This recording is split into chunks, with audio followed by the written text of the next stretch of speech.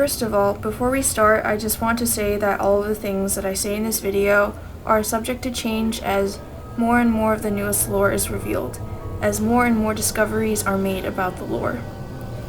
So, this is episode 1 of The Red Pill.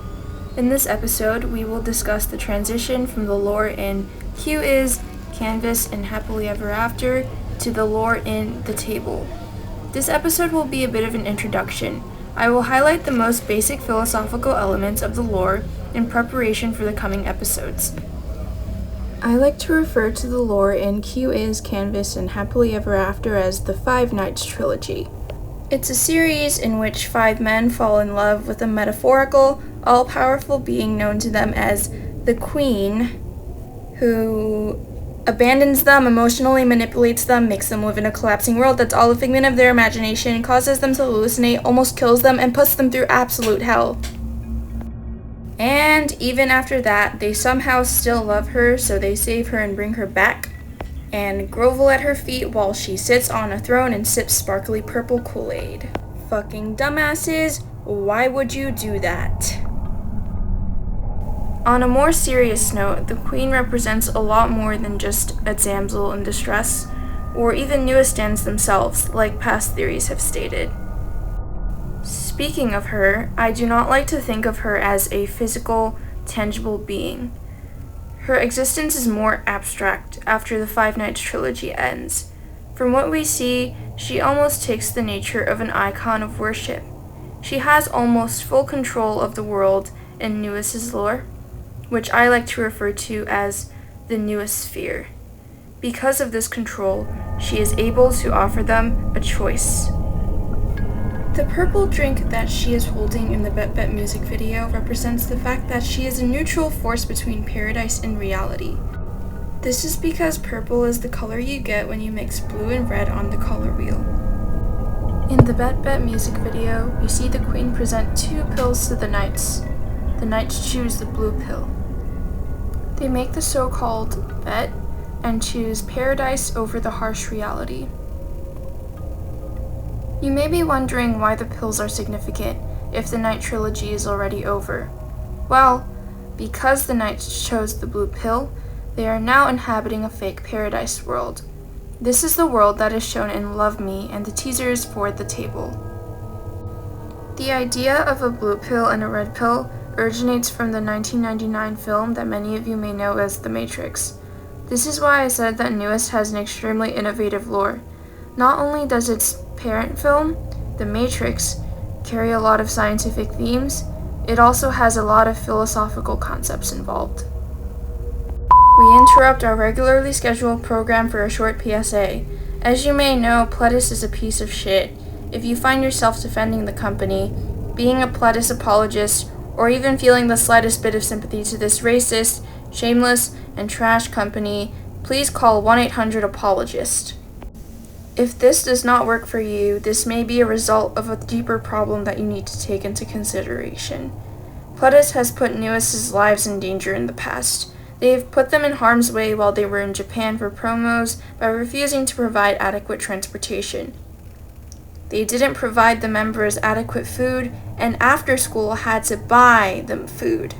Pledis are perpetrators of child abuse. They have constantly denied Newest opportunities that were placed in front of their faces, not given them proper promotion, and completely ignored them. Once again, if you still feel bad for this gross company, you can call 1-800-APOLOGIST. It's not too late to fix yourself. It's also not too late to just, choke. One philosophical concept illustrated in The Matrix is the simulation hypothesis. The simulation hypothesis is relatively self-explanatory. It touches on the idea that we could all be living in a simulation.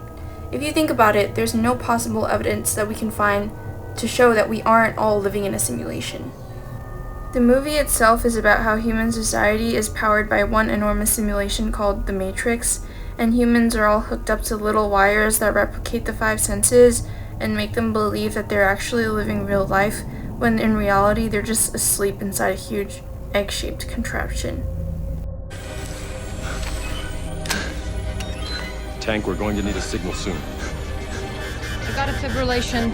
APOC, location. Targeting almost there. He's going into arrest.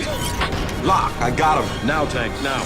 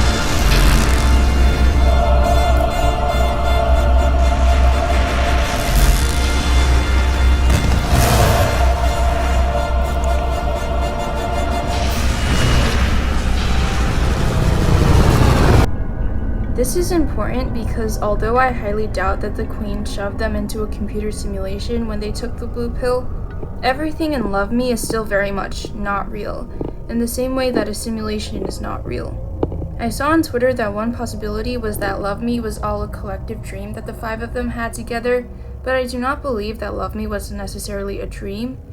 It's just a very flawed fantasy world that they were put into when they chose the blue pill. I noticed that one thing a lot of theory videos fail to address is the philosophy involved in this decision. You have to think about why they chose the blue pill. This leads us to our next philosophical concept, Plato's allegory of the cave. Note that this is just an analogy and that Nuist aren't actually inside a cave, unless you count Pledis' dungeon as a cave. Then they've been there for a while, probably. They probably spend most of their time there. I would say that they're photosynthesizing, but you can't photosynthesize in the dark since photosynthesis requires, like sunlight. Okay, how about this? They're fermenting. Does fermentation require sunlight? It does! Anyways, so... Plato's allegory of the cave was originally meant to describe education, but we won't be using it in that context. Instead, we will be using it as a way to describe the choice and why our knights chose the blue pill. Picture this. There are 5 prisoners and they're all inside a cave. They're all chained down in front of a fire and they've never left this cave, ever. However, say that they were unchained somehow. They probably still wouldn't leave the cave because they're too scared and the cave is all they've known their whole life. But what if they were dragged up there? What if they were dragged out of the pits of that cave and forced into the lights of the sun? They would have to let their eyes adjust to the brightness, but after that they would be able to roam around. However, human beings are vulnerable creatures. While they are outside of that cave, they discover that the outside world is dangerous and filled with predators, evil, and fear. One of them almost dies and they barely manage to save him. Hint, this is a parallel. Can you guess which member this is? Do you think that they would go back to the cave if they were given a chance to do so? Definitely, and that's why the knights chose the blue pill.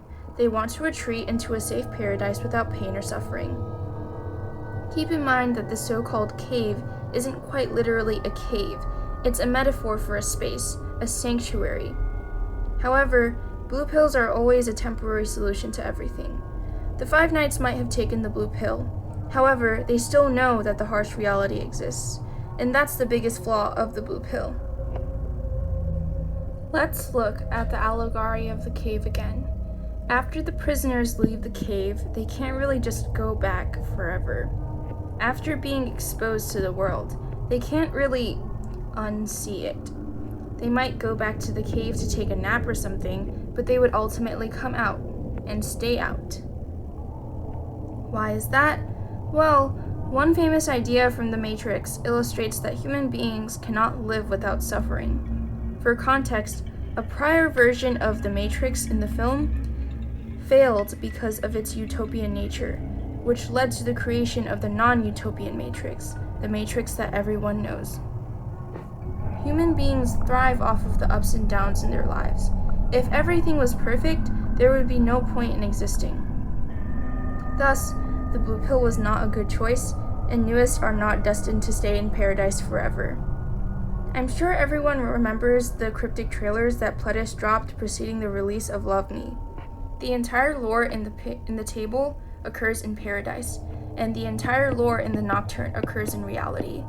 In the next episode, we'll be talking more about the Love Me music video and the trailers. If you would like to follow me on Twitter for more, my profile is in the description. Thank you for watching, and episode 2 is next Friday.